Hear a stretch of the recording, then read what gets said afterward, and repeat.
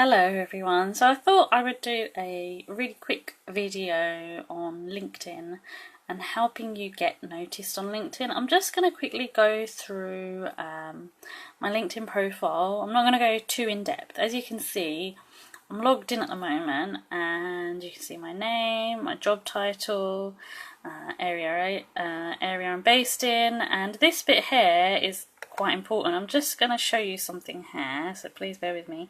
Make sure that you have your industry clearly labelled on your LinkedIn profile. So mine's professional training and coaching.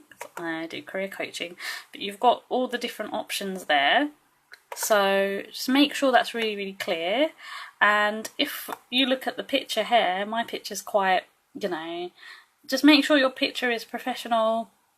White background is what they say. In some cases, some people have said sort of to have, an expression where you're not overly happy, but you are expressing some form of looking professional and smart. So that's what I've done there. You can actually get your picture taken at job fairs and other places professionally just for LinkedIn. If you want to look into that, I don't think it costs too much. I think it costs between £45 to £50. You can get that done, or just get a headshot done like I have there. It's entirely up to you. Most of you who are going to be watching this video, you're pretty sensible people. You will know that no pictures of you drinking or no pictures of you doing social activities is going to be particularly appealing to a LinkedIn profile because it's a professional network. So just bear that in mind, okay? So the next few pieces I'm going to go through, I'm not going to go through any of these new features here. Like we've got add your language, add voluntary experience. What I would say, the first tip is to fill in as many sections as possible. As you can see, mine is all star. I've pretty much filled in everything that there is to fill in. These are some things that maybe I could add. I haven't added them, but I will add them later. Your summary is probably going to be your most important thing to bear in mind. So we've got here my summary. I've written a little bit. I'll just close in on it a little bit more. I'm not going to read it all to you, but yeah, I've written that I'm a qualified careers advisor, a little bit about my backgrounds, a little bit about what my business is, what I hope to achieve, and to make it a little bit more in terms of personality and give it a bit more sparkle. And this relates more to tomorrow's video, which will be about your unique selling point. To make it more interesting, I've actually added some quotes and spoken a little bit more from a personal developmental perspective and just made it a little bit more nicer to read, because if you make it too generic and just too focused on your work, yes, it's about your work, but you want to make it engaging to read and different and unique, so it will get potential employer, potential recruiters' attention. As I mentioned last week, I had 2 messages from 2 different recruiters based just solely on my LinkedIn profile, and as you can see, I'm not looking. I haven't mentioned anywhere here. There's a section here where you can actually mention that you are looking. I think it's current or previous. I can't remember right now, but you can, apologies, let me just go back. You can actually write that you're actively looking for work as well. So, think about how you can attract people, and your summary is really important. Make it short, but make it engaging is what I would say there. Here you've got the experience, with your experience, highlight some of the main things you've done. You can see there the Career Happiness Mentor, which is the business that I have. Got 1 recommendation from a lovely client of mine there. And with the recommendations, I would say try and get as many as possible with the jobs that you've had, because that will show that you, did well in that job. And if you are hesitating about that, you're not sure how to approach it, there is a feature where you can actually ask to be recommended. I'll go through that very quickly with you in a minute, but here you've got the work experience. I'll just quickly go through that, and yeah, it's pretty like bog standard, the things I've done, and I have another recommendation now.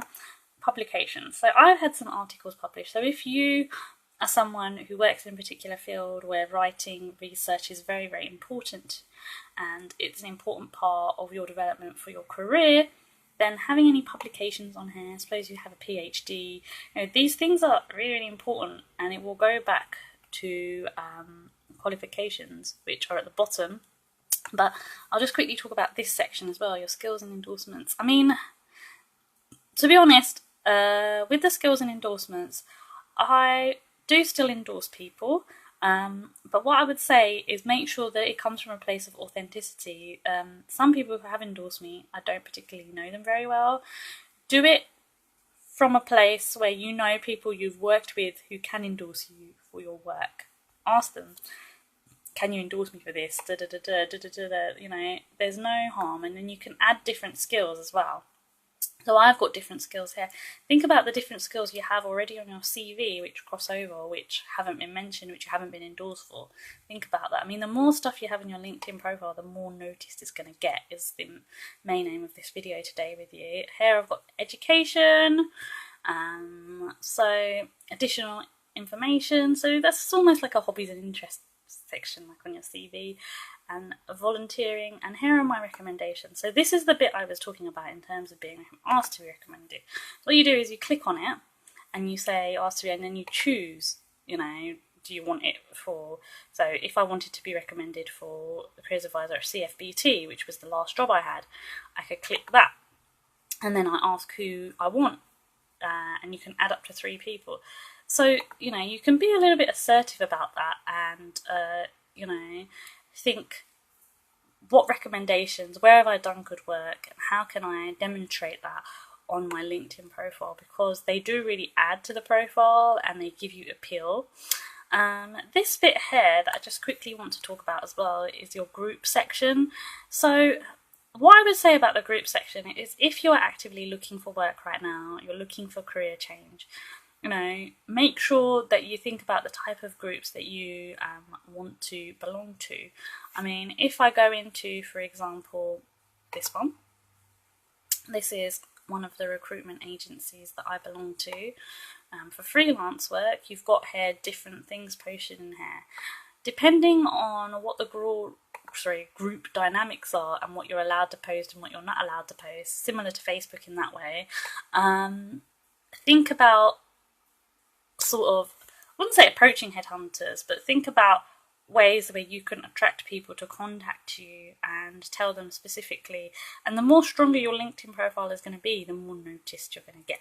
So before you think about even sort of joining groups and enhancing the amount of time you can give to groups, just make sure that your profile is up to date and clearly demonstrates what you're looking for, has the skills on there, has the recommendations on there, and then your next phase would be the groups.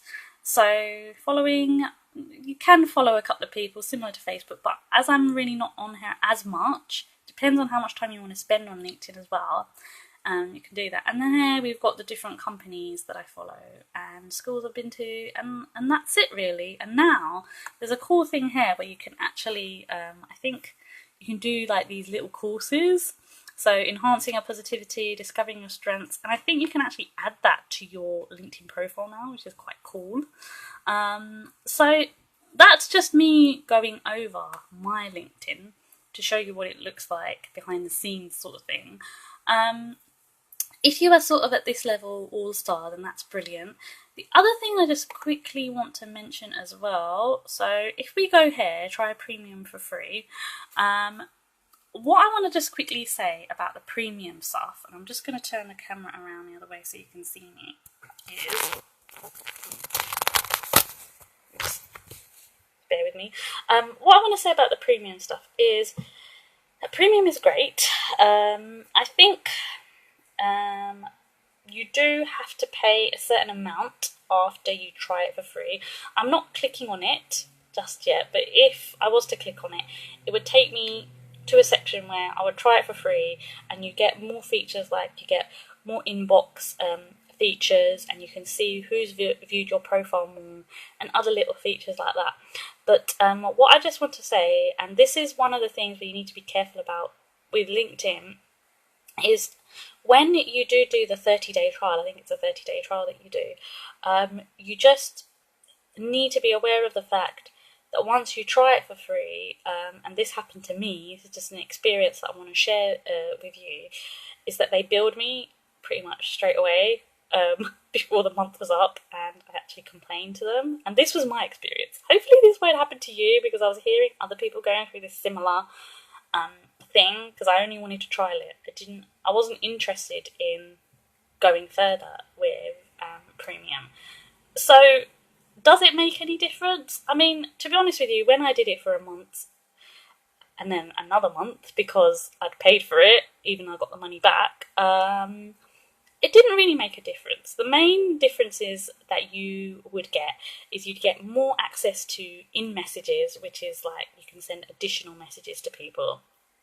And also you get to see who's viewed your profile more. So you might be able to connect with more people who maybe you're looking to attract. But apart from that, if you have a free profile, it pretty much does the same things as what I've just shown you just now, and you can still get headhunted and you can still get noticed. So just think about that. I think there is slightly more privacy with premium as well, in terms of you can block people and things like that. But it's entirely up to you what you feel comfortable with.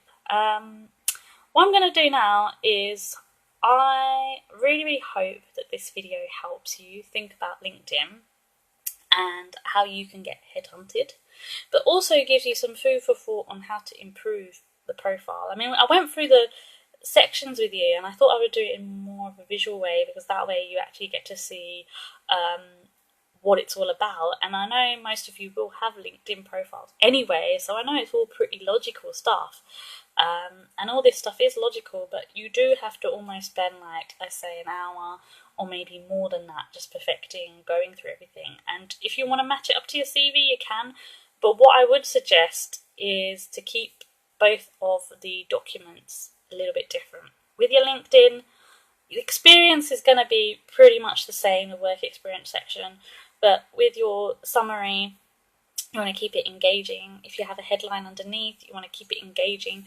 You want to make sure that it's snappy, and that when you are applying for jobs, because you can apply for jobs through LinkedIn, that everything on there is correct and up to date. It has to be up to date, especially if you're job hunting right now.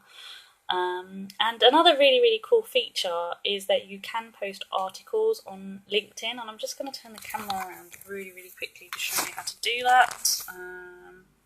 Bear with me a second. So we've got write an article. So I'm just going to hover over it, write an article, and it is pretty easy. It's on the homepage, and you just type something in with a headline and you publish it.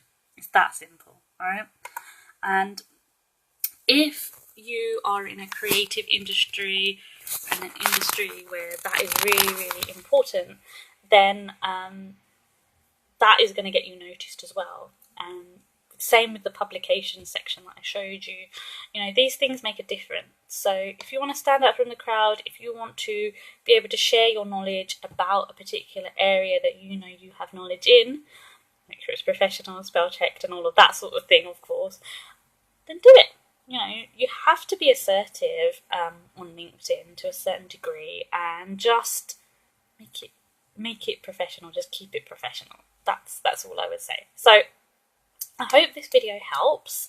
If you have any questions, please let me know. If you want to find out more about the LinkedIn session that I offer, it's a 50-minute Skype session, then please get in touch with me and book a free call. But for now, I hope I've answered any questions that you have about LinkedIn, and let me know what you think. Take care for now. Bye.